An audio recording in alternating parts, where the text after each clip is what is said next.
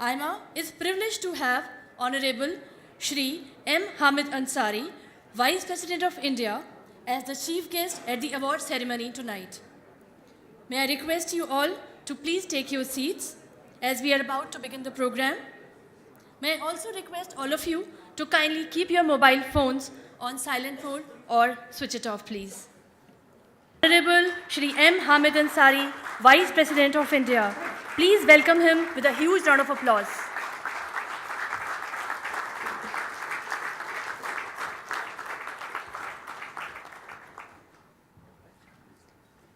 We are also privileged to have on stage Mr. N Chandrasekaran, Chairman, Tata Sons Ltd.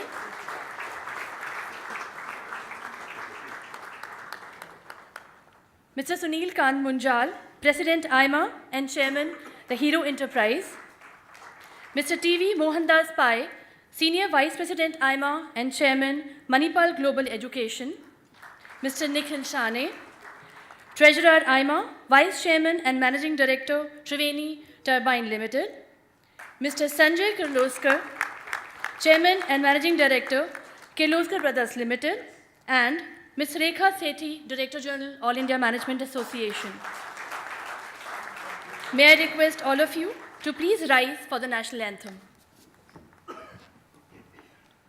Jana Gana मन अधिनायक जय हे भारत भाग्य विधाता पंजाब सिंधु गुजरात मराठा द्राविड़ उत्कल गंगा विंध्य हिमाचल यमुना गंगा उत्कल जलधि तरंगा तब शुभ नामे जागे तब शुभ आशीष मांगे गाहे तब जय गाथा जन गण मंगल दायक जय हे भारत भाग्य विधाता जय हे जय हे जय हे जय जय जय जय हे. Thank you all.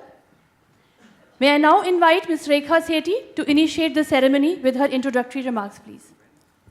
Shri Hamid Ansari, Honorable Vice President of India, Mr. N Chandrasekaran, Chairman Tata Sons Ltd, Mr. Sunil Kant Munjal, President AIMA and Chairman the Hero Enterprise, Mr. TV Mohandas Pai, Senior Vice President AIMA and Chairman Manipal Global Education, Mr. Nikhil Sawhney, Treasurer AIMA and Vice Chairman and Managing Director, Triveni Turbine Limited, Sanjay Kirloskar, Chairman and Managing Director, Kirloskar Brothers Limited, past presidents and council members of AIMA, ladies and gentlemen. It is my pleasure to welcome you at this very special award ceremony. Tonight, we honor an extraordinary corporate leader whose achievements have raised the bar for business leadership and who has made exceptional contribution to nation building. We are privileged to have the Honorable Vice President of India, Mr. Hamid Ansari, as the chief guest tonight.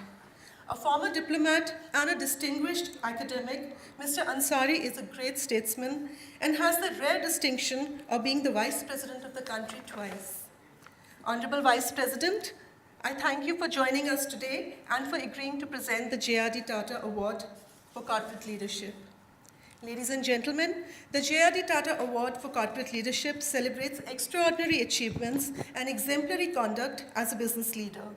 Named after an icon of Indian industry, the late JRD Tata, this award is aimed at propagating the values cherished and practiced by the great man himself.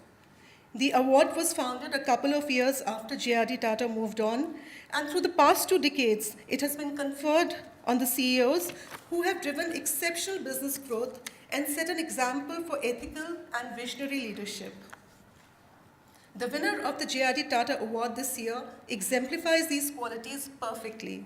In fact, he is a product of the famed Tata Group ethos and now its custodian.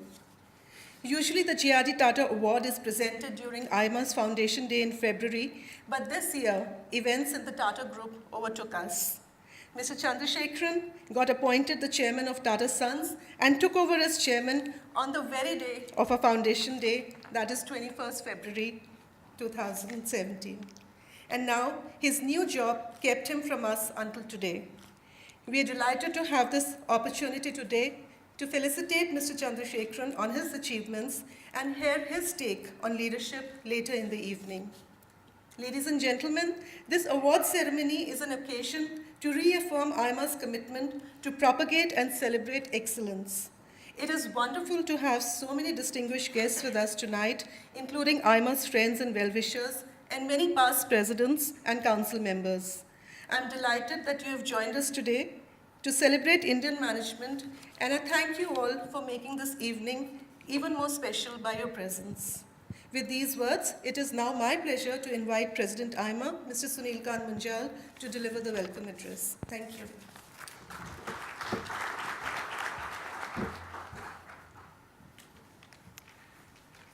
Shri Hamid Ansari ji, Chandra, Mohan, Sanjay, Nikhil, Rekha, Excellencies, ladies and gentlemen. This is truly a special day for us today. One, because it is a continuation of the Diamond Jubilee celebration for AIMA, and also because we have the Vice President here with us to celebrate this special occasion. I see many former presidents of AIMA. I also see former DG of AIMA here. I want to offer a special welcome and a special thank you to each one of you for the tremendous work you have done to get AIMA to where it is today. It is truly a leader in the management movement for India and is increasingly getting recognized globally as one. This is also a special occasion because Rekha just said, we recognize a truly outstanding leader who leads by example and sets for us a set of standards to emulate. It's actually quite unusual to have an individual who was selected and picked by an independent jury who could not come in for the award for the reasons you just heard, and is receiving the award not just from AIMA, but also from JRD Tata, who was before him in this very same position. I guess the Tata Group felt as we did, that he deserved something special to be in that special position. Chandra, thank you very much for agreeing to accept this and for being here with us today. We do know the kind of tight schedule that you run right now. Ansari Sahab, a special thank you to you. You are an academic, an intellectual, a diplomat, and a statesman. You've taught, you've also been a Vice Chancellor at AMU. Your knowledge and expertise in diplomacy has held us in very good stead, and your knowledge, especially of the Middle East, has helped India on many occasions, and you have written wonderfully about this. For All India Management Association, it is important that each time we do a special event, we bring a marquee individual or individuals here with us to celebrate and to set a new benchmark. The Diamond Jubilee year, as all of you are aware, has been celebrated now for a few months. We've done a number of events which were new just for the year.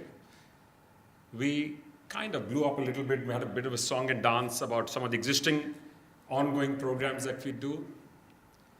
We've also launched a few new initiatives which we hope will continue beyond this year to set for AIMA its own internal new benchmark. As a part of what it has done this year, it has also set up a new facility for itself, which we hope will be open in the coming few weeks itself. Chandra is a unique individual, not gone to business school, and I'm told doesn't read too many business books either. But is a leader who demonstrates. In some ways, Chandra actually reminds me of my dad. A leader who demonstrates by doing things, by showing people this is the right way to do this. not just lecturing people, not just goading them on, but demonstrating what true values are, what true leadership is. We also have his wife here today. Thank you very much for coming in for this special celebration for all of us. And I have to say, while this is one-off short event, but this is an event which has been seen as a marquee event for AIMA through the years, as the one day we recognize one true outstanding individual leader. And the values of JRD Tata do not need to be repeated here. They are well known, and AIMA espouses those values and wants to encourage more and more individuals to look at who the leaders are. Uday Kotak was the last winner, and he chaired the jury this time. And this is what we've done each time. The winner has agreed to chair the next jury. So the jury itself is of a very high order of individuals. So once again, thank you all very much. Welcome and enjoy the evening. Thank you, sir. May I now invite Mr. Sanjay Kirloskar, Chairman and Managing Director, Kirloskar Brothers, to read the citation for the AIMA JRD Tata Corporate Leadership Award 2016 and introduce the winner, please.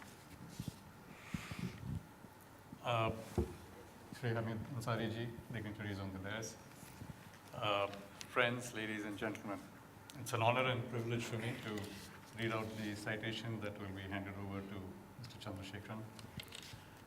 An exceptional success story, he exemplifies the triumph of talent and enterprise. From the farms of Hon'ble village in Tamil Nadu, he now occupies the Tata Group Chairman's office in Mumbai. As Chairman of Tata Sons, the holding company of the 150-year-old conglomerate founded by JRD Tata, he oversees more than 100 companies with total annual revenues exceeding $100 billion. In addition to Tata Sons, he also chairs the boards of many leading companies in the Tata Group, including TCS, Tata Steel, Tata Motors, Tata Power, Tata Global Beverages, and Indian Hotels. A remarkable combination of traditional values and contemporary abilities, he spent 30 years with TCS before taking over as Tata Sons Chairman in 2017. He started at the bottom and powered his way up, showing great initiative and outstanding execution. He strengthened the company's international organization in the early 1990s, which allowed TCS to capitalize on the global IT services boom that followed. He was appointed the CEO of TCS in 2009. As the CEO, he made TCS the most valuable company in the country and one of the 3 most valuable IT services brands in the world. In his last full year as CEO, TCS achieved a revenue of $16.5 billion and stayed the largest private sector employer in the country. He focused the company on the changing customer needs and infused it with agility and creativity. An excellent corporate citizen, he was appointed a director of the RBI in 2016. He is a member of India's bilateral business forums for many countries, including the United States, United Kingdom, and Japan. He has also been a chairman of NASCOM. He is an avid photographer and a marathoner. He has completed major world marathons, which include those in New York, Boston, Chicago, Berlin, Tokyo, and London. All India Management Association is pleased to present the AIMA JRD Tata Corporate Leadership Award for 2016 to Mr. N Chandrasekaran, Chairman Tata Sons. May I request Honorable Vice President of India and other dignitaries on the dais to present the AIMA JRD Tata Corporate Leadership Award 2016 to Mr. N Chandrasekaran.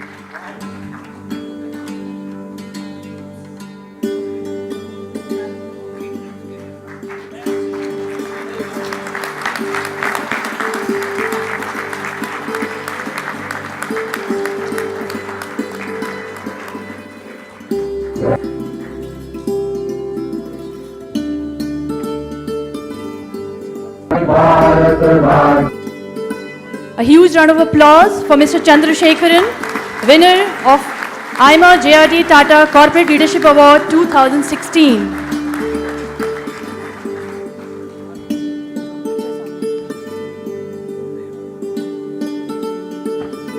Congratulations, Mr. Chandrasekaran. Thank you, dignitaries, for doing the honors. May I request Mr. Chandrasekaran to say a few words and share his thoughts with the audience, please.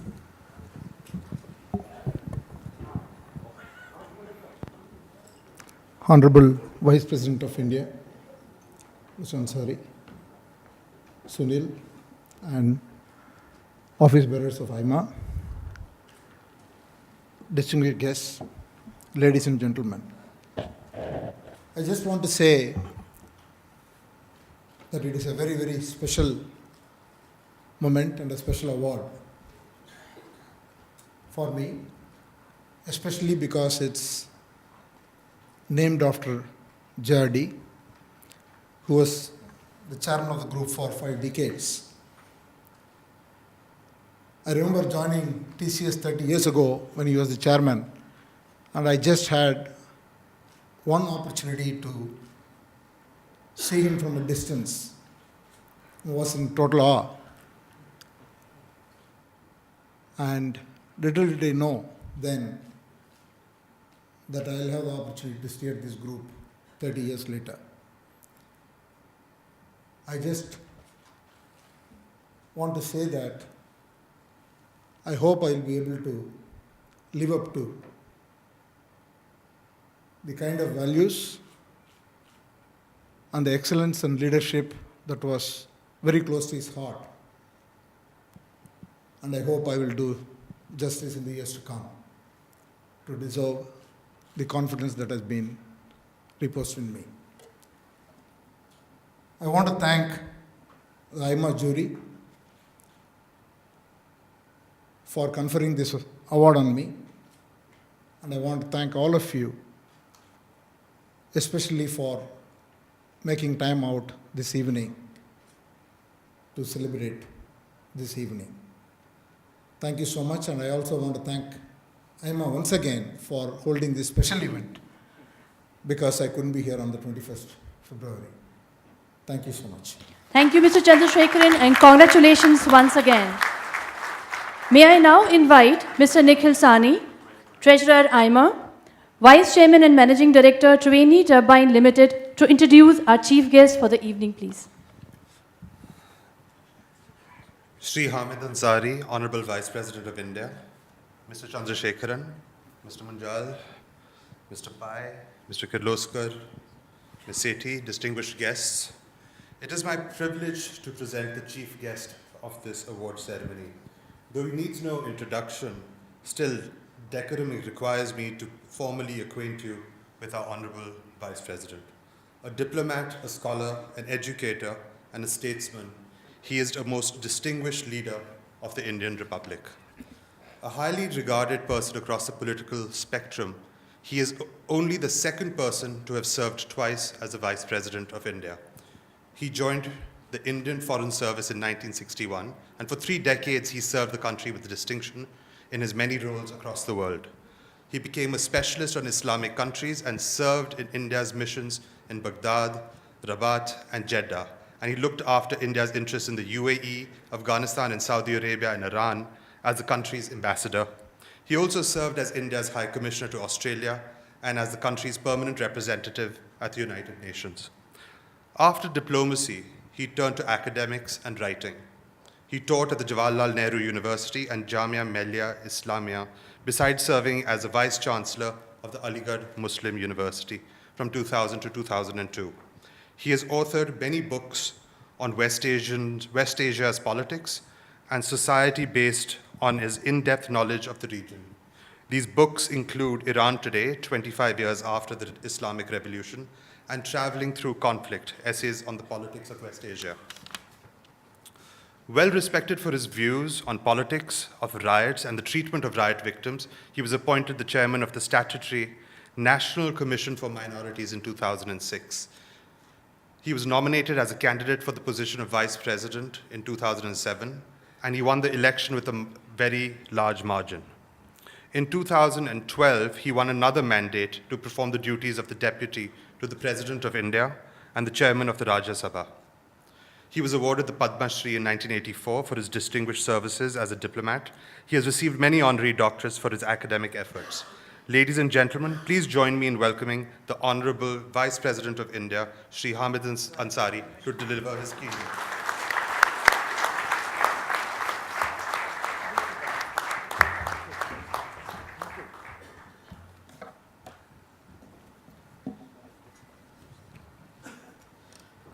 I have to live down that introduction. Shri Sunil Munjal, Shri Chandrasekaran, Shri Mohandas Pai, Shri Nikhil Sani, Shri Sanjay Kirloskar, Ms. Rekha Sethi, distinguished guests, ladies and gentlemen. Some years back, two management gurus had postulated that in a complex and dynamic global competitive environment, adaptive capability is the key to survival and growth, and that Indian businesses will find themselves on the road to rapid growth when they learn to think and act adaptively. The challenge before the Indian corporate sector today, in the face of continuing low level of global growth and rapid changes in technology of production and preferences of the end consumers, is how to sustain their growth in times of recession that endangers protectionist regimes while competing in a fast evolving technological landscape. It is a matter of concern that many Indian companies are finding it progressively harder to adapt to this competitive and restrictive scenario. Allow me, friends, to mention some harsh truths. For many Indian firms, competition per se is a new phenomenon. Indian businesses have traditionally been risk averse. Most of our firms, barring a few notable examples, lack sufficient grounding and experience in global competition because of the absence of intense inter-firm rivalry in the domestic business environment. Additionally, prolonged government protection has left them feeling complacent and ill-prepared to wage competitive battles at global levels. There is a genuine need for change in the internal environment of Indian firms that can foster competitive thinking and behavior. These inherent weaknesses of our corporates are compounded by the slow international growth over the last few years and the so-called debt addiction of our firms. As signs of the economic slowdown become evident, investment in equity markets stagnated, but corporate India continued to generate debt. Between 2009 and 2014, Indian corporate sector more than doubled its total debt from rupees 20 lakh crores to over 41 lakh crores, or roughly $690 billion. In a survey of over 18,000 companies in the CMIE Prowess database, it shows that in the past 4 years, while aggregate revenues grew by 77%, their debt doubled and interest payouts increased by 146%. At the same time, net profits decreased by 32%. We are globally recognized for our service sector that contributes more than 60% to our GDP. It, however, does not account for as many jobs, contributing only 15% of employment. A large and populous nation like ours needs manufacturing to be a significant part of the gross domestic product, to ensure higher employment and prosperity. While domestic consumption in our country is on the rise, making quick and deep inroads into overseas markets will help us accelerate growth. Further, for profitable growth, we have to strive for a premium that will accrue only if we target products that need high quality design, engineering, and manufacturing. Our manufacturing, however, needs to improve dramatically in terms of productivity and efficiency to compete in a globalized market.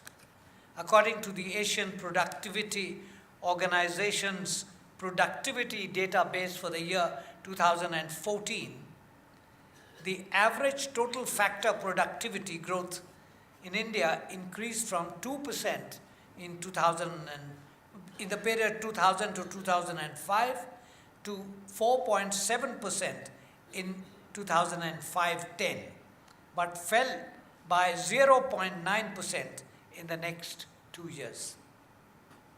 In the year 2010-12, the TFP contributed 11% to GDP growth in India.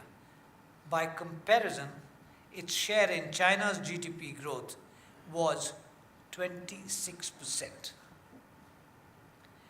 Currently, most of our companies operate at the bottom of the global value chain by selling components or unbranded products. This is true even of our firms in the service sector. The test before our companies is to develop business capabilities that equip them to compete at the top of the value chain. The Make in India vision seeks to correct this. However, our much wanted cost advantage may not be adequate to compete with other large products on the world stage. Given the relative size of domestic markets, it is unlikely that in the near future our firms will be able to achieve the scale that their competitors in East Asia have established for several products. The advantage of scale, coupled with cost advantage and strong government backing, still make it challenging for us to compete on costs of most products despite the increasing labor costs there. In addition, the changing nature of manufacturing with the advent of new manufacturing techniques like 3D printing, robotics, and automation creates newer challenges for our firms.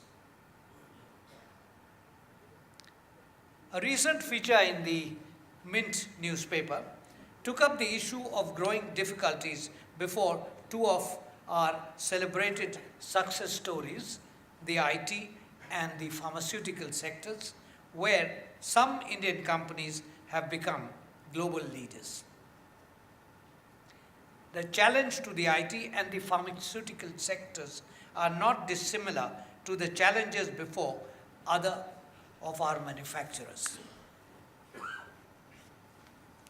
Overcoming these challenges and the future growth of our companies will be in being able to create futuristic business scenarios and engineering disruptions rather than copying with its aftermath. In short, our firms will have to be more innovative. Participating in the digital dialogue in the year 2015, Prime Minister Modi had promised to give absolute support to make enterprise and innovation easier, so that India emerges as an innovation hub and keeps pace with the fast-changing world. He had, and I quote him, he had said, and I quote him, "The world is changing quicker than ever before, and we cannot remain oblivious to that. If we do not innovate, if we do not come up with cutting-edge products, there will be stagnation. End of quote. A report of Niti Ayog's expert committee headed by Dr. Tarun Khanna for determining the contours of the Atal Innovation Mission notes that bringing about innovation has never been as important as today, as the global economy shifts away from the industrial economy towards the innovation economy. This is sufficiently indicative of official thinking. Yet, innovation does not happen in a vacuum or just because it is desired. The critical question was posed by Shri N.R. Narayana Murthy a few months back. And I quote him there. Why has there been no earth-shaking invention or technology from India over the last 60 years? The honest truth, ladies and gentlemen, is that we lag behind many others, including our peers. The Global Innovation Index for the year 2016 ranked us 66th out of 128 countries. Although this is a jump of 15 places over the last year's ranking, India still lags behind China at 25, Russia at 43, and South Africa at 54.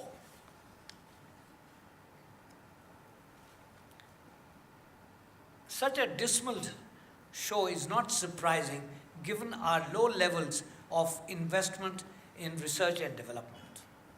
According to the World Bank, in the year 2014, India's gross spending on R&D was about 0.63% of its GDP, against 1.5% by China, 1.1% by Brazil. Many developed countries, on the other hand, spend up to 4% on their R&D.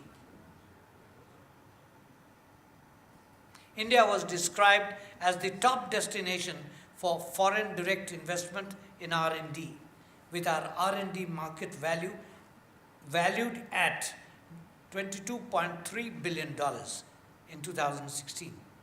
The domestic investment in R&D by our private sector, in contrast, remains minuscule, as the government still accounts for 77% of all research spending in the country.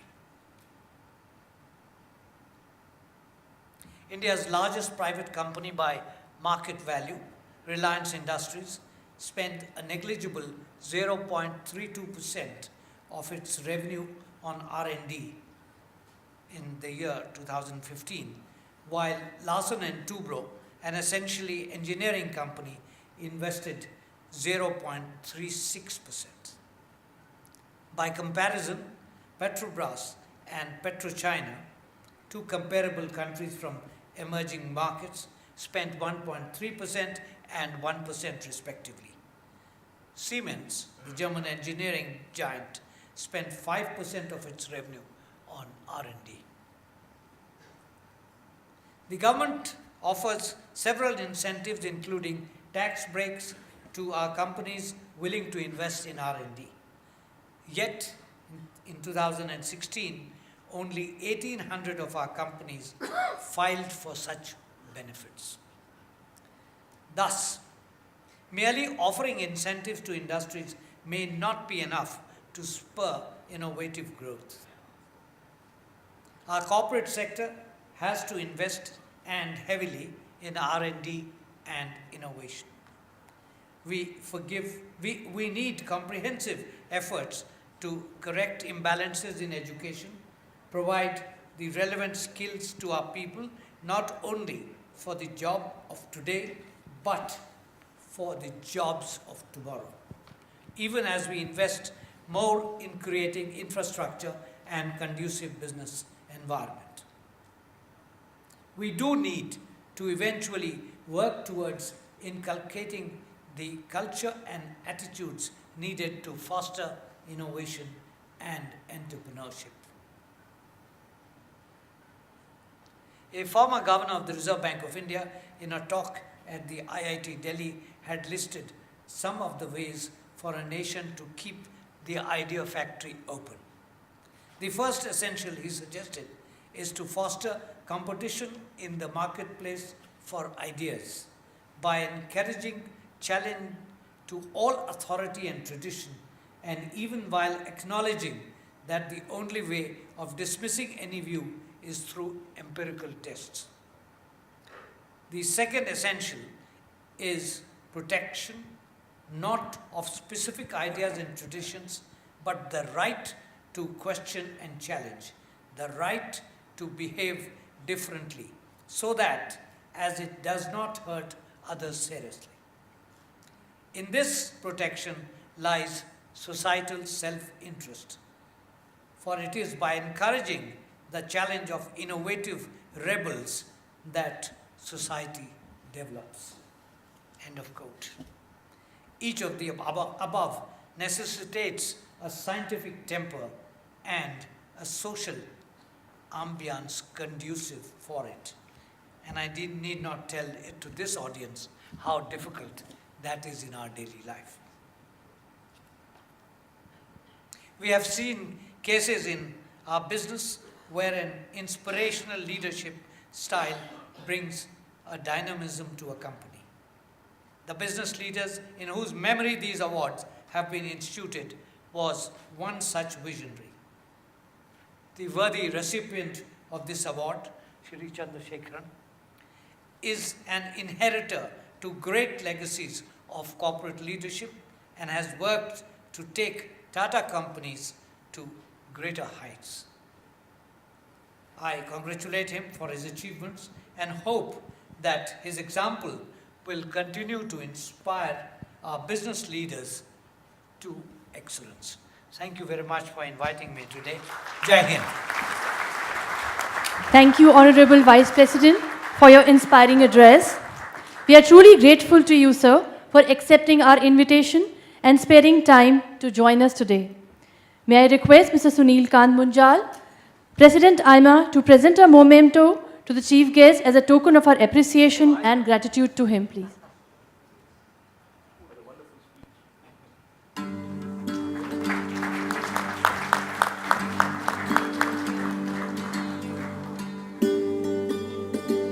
May I now request Mr. TV Mohandas Pai, Senior Vice President AIMA, to deliver the vote of thanks.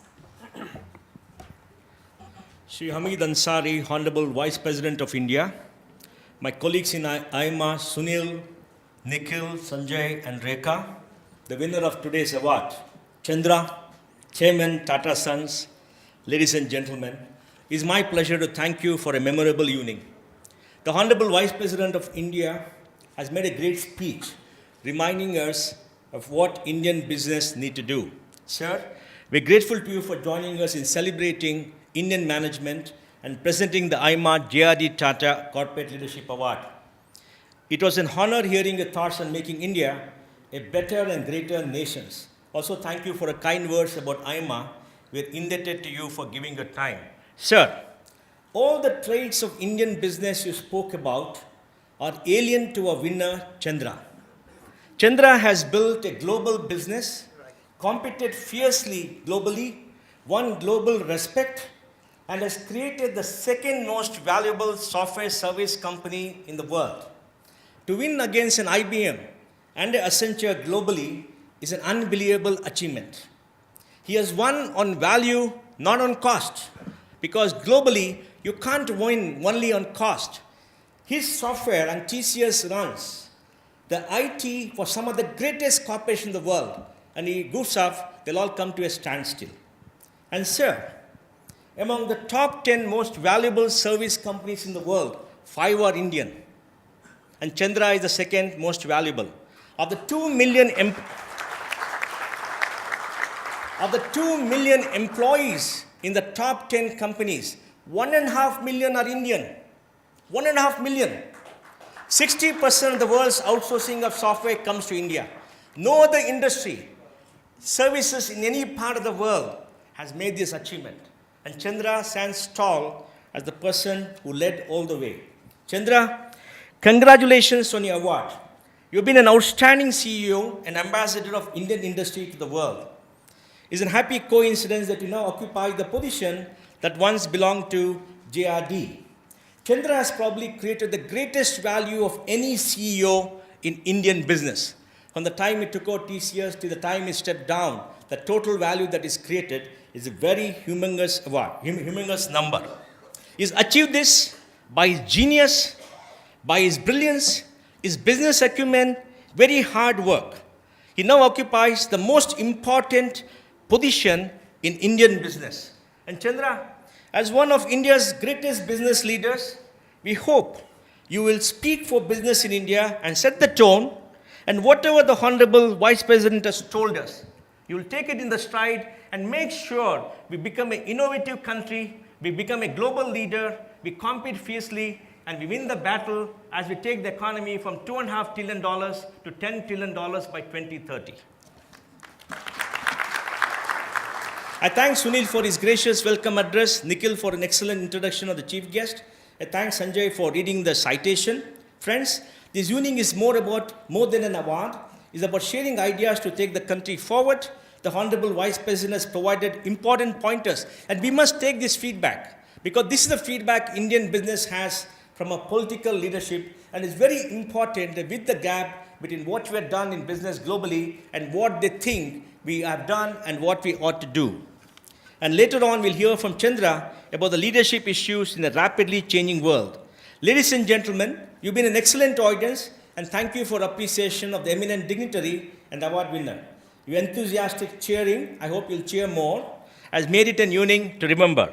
The Honorable Vice President has to leave now, and I would request all of you to stand up for the national anthem. Thank you very much.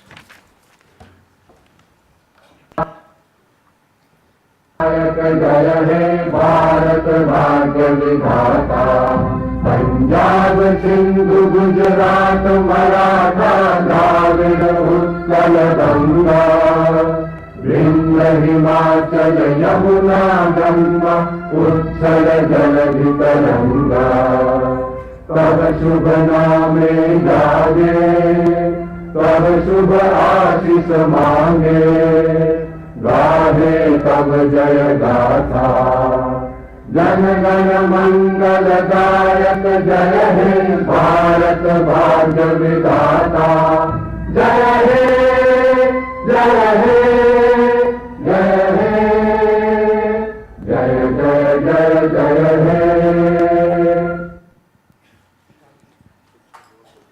Ladies and gentlemen, the Honorable Vice President has to leave now. Honorable Vice President Shri M Hamid Ansari, we are truly grateful for your gracious presence today, sir.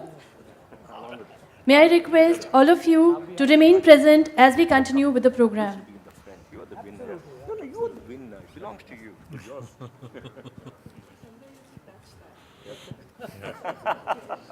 The big one is the Really big.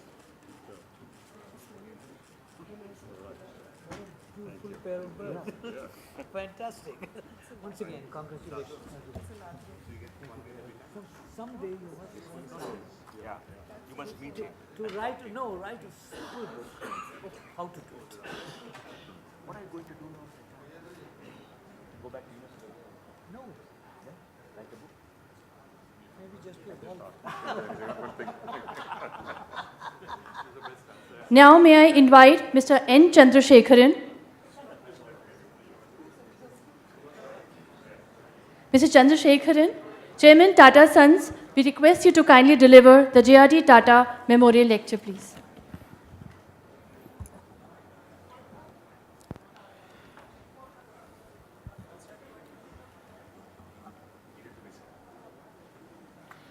The Honorable Vice President has just left.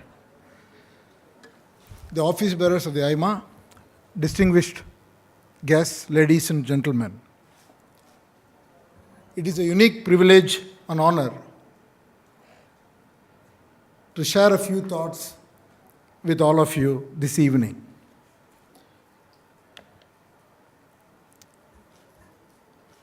It has been a great privilege for me to have received the AIMA JRD Tata Corporate Leadership Award for 2016 I want to thank the jury for selecting me for this honor.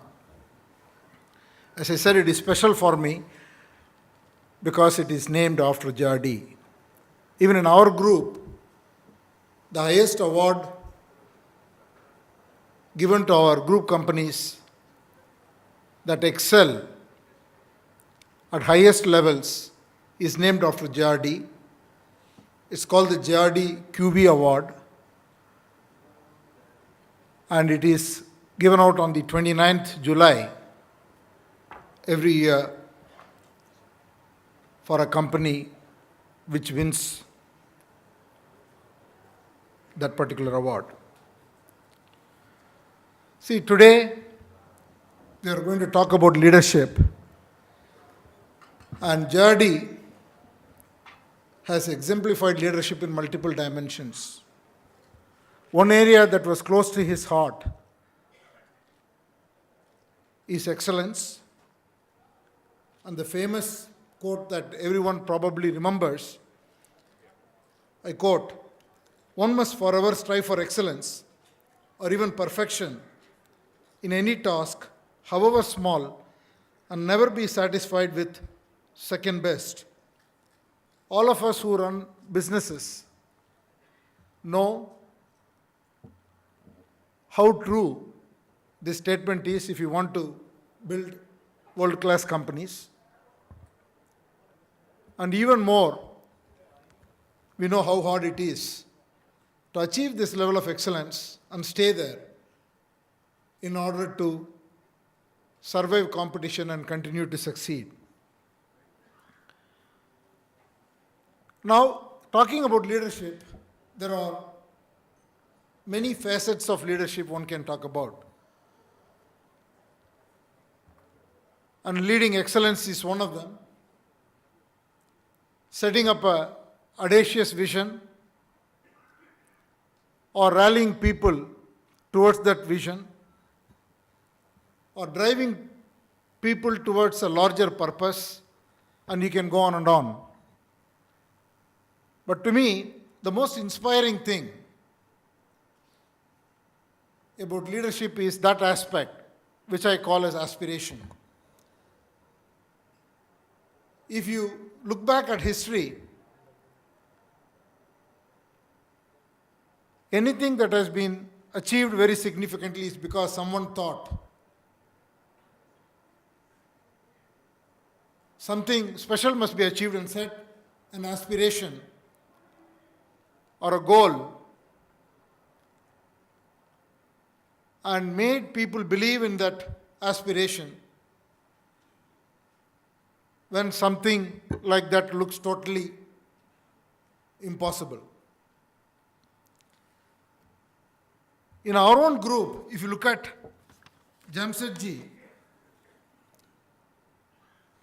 Jamsetji set some amazing aspirations. He thought that India should produce steel, and he aspired that we should produce electricity from the falls in the Western Ghats and light up his own city, Bombay. And he wanted to set up the most advanced science and technology institute in the country. All this when any one of these would have looked totally impossible. In fact, I've heard that the British Viceroy at that time, Lord Curzon, asked him who would go to this institute and what jobs they will do. But all of these became reality because he not only set this aspiration, but he convinced his two sons and family and all the people around him so that they carried forward his vision to make it a reality. And there are other examples. If you look at the famous example is the John F. Kennedy's example in 1960s. In 1961, he challenged the American people to put a man on the moon. And on the face of it, it looked very impossible, but within that decade in 1969, it did happen. So I think if we want to do extraordinary things, we need to believe in the power of aspiration. If you take India, I think we are in a very, very unique place.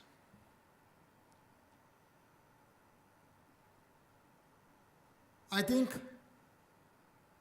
we are in the best of times. Our growth rates are probably the highest ever in several decades. And probably we are going to have 1 or 2 decades of exceptional economic growth. I would say that we have the best talent and we have the best demography. We have many challenges, but we have many, many advantages. And I would even say that we have the best entrepreneurial spirit.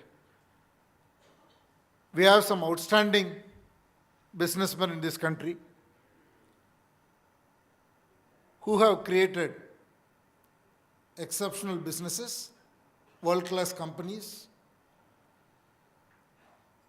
competing on the global stage, whether it is competing against the multinationals coming into India or taking the businesses outside and establish themselves as leaders. But if we are to achieve what we deserve, I think we must aspire very, very big in every dimension.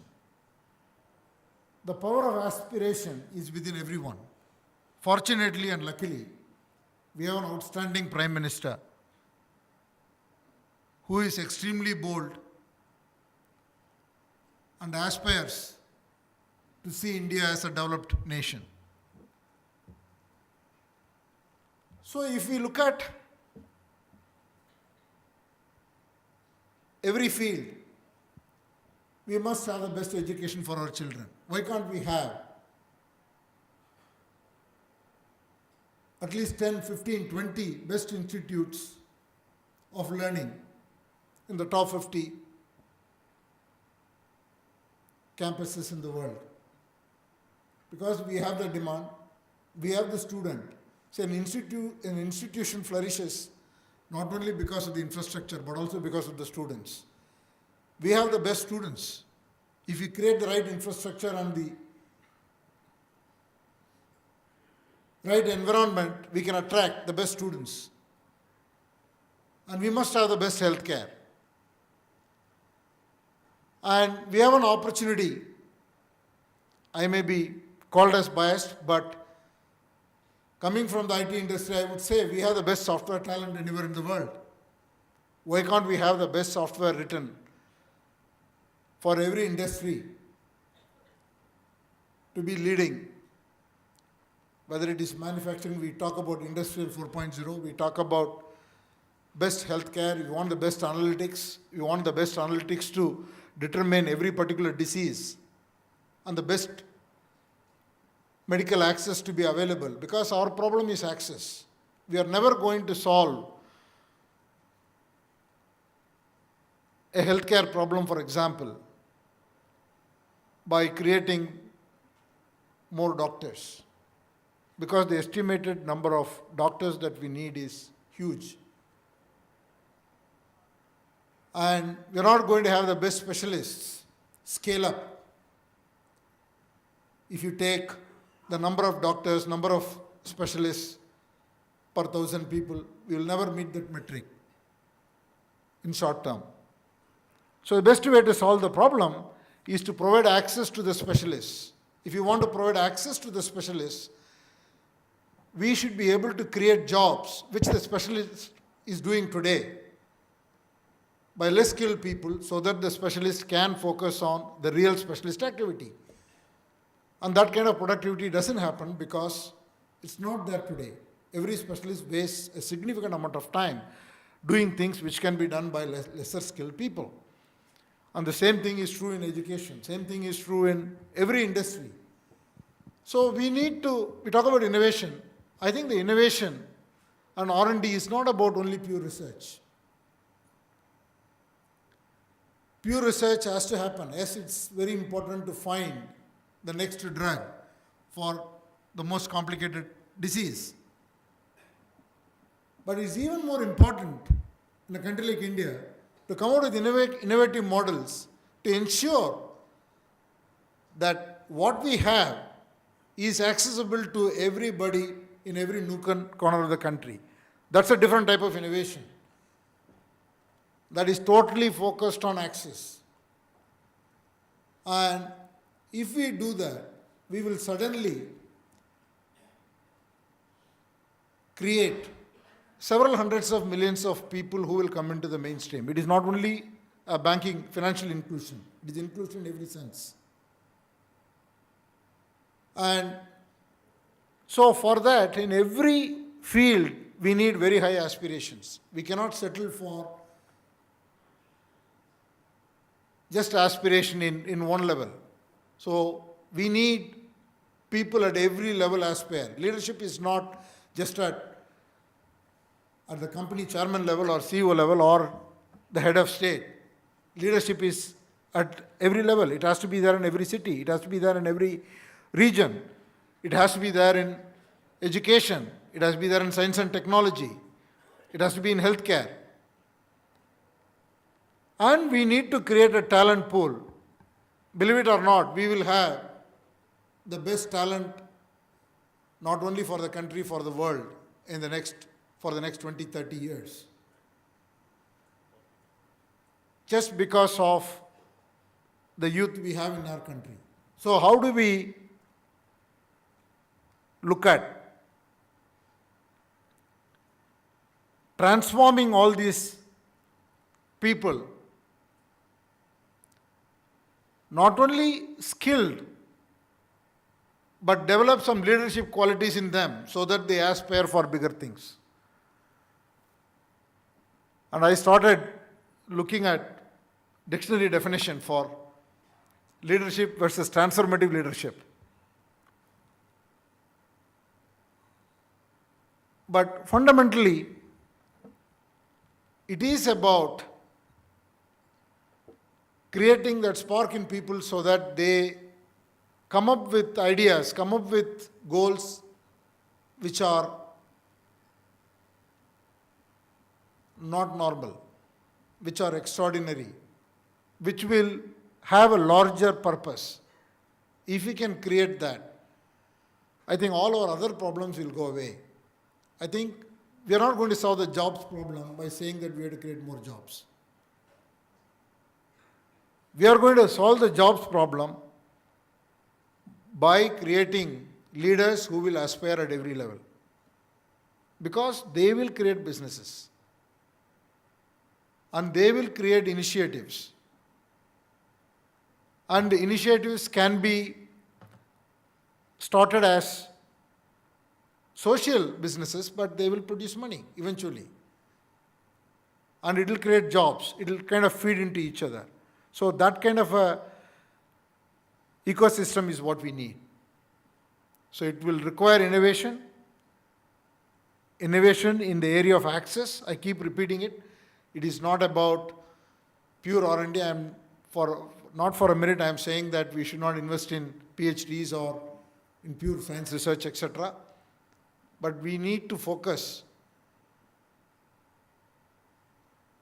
in a larger scale in creating these access-based innovations. And that will solve many, many problems. So I think that is the power of aspiration I wanted to talk about. I think if we do that, we will achieve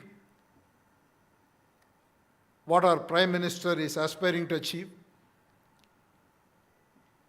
And not only that we will achieve success, but we would have created a momentum that will take this country beyond this decade, beyond the next 20 years, and the momentum will carry on to make India the most innovative place and the place where everyone will want to come. Not only the Indians want to live, but it will attract people from all over the world.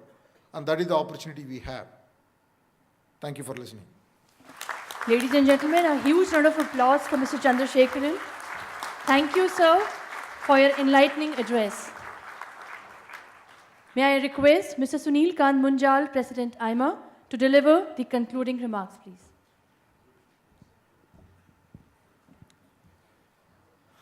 Chandra, that was absolutely outstanding. Thank you for giving this very powerful message in simple language that all of us can understand. So your message is clear. It is people who are the engine. If you can fire up this engine, really not a lot can stop us. And I do like your idea of aspiration, because it's important all of us think way beyond our means. That's the only way to move forward at a rapid pace and get to where we would like to. So I think this is a wonderful way of putting this. And as I said earlier, at the beginning of the evening, you have not just been talking about this, you have shown this. You're both a sprinter and a marathon runner. So I think this is the unique quality in you. And I've spoken to some people who worked with you, and I said, you never seem to push anybody. But we're all driven to do better than we have been doing. And that, I think, is a unique quality of a leader. You bring many qualities to bear. I know you spoke of a few things about leadership, and you actually demonstrate these in your everyday actions. But there are many, many more things that you do as well. In a very simple, friendly manner, you're able to get both an easy message and very often a tough message across. I was reading a message that you've given to all the Tata companies recently to sharpen their focus in areas where it really matters. And that is true leadership. To come in and say, this is where we are going, and this is how we should do it, but you guys go out and do it now. And I think this message of yours is an important one for all of us gathered in this room, and I hope for many others to whom we can transmit this message. And once again, thank you for making the time to come in and accept this special award. And thank you to all of you, ladies and gentlemen, for being here with us for this very special evening, to Mrs. Chandra, to the past presidents and office bearers of AIMA, to the former DG of AIMA. 60 years is special, and we truly value the contribution each one of us you made, not just in the past. If you remember, at the beginning of the year and then the middle of the year, we had two discussions. First, tapping you for ideas of what you think we should do, and hopefully during the year, AIMA has been able to do some of the things that it set out to for the year. And we will present at the end of the year, again, a report card of what was planned and what has been done. So for this special evening, to all of you, thank you very much, and good night. Thank you, Mr. Munjal. Ladies and gentlemen, with this, we have come to the end of this special award ceremony to felicitate Mr. N Chandrasekaran with AIMA JRD Tata Corporate Leadership Award.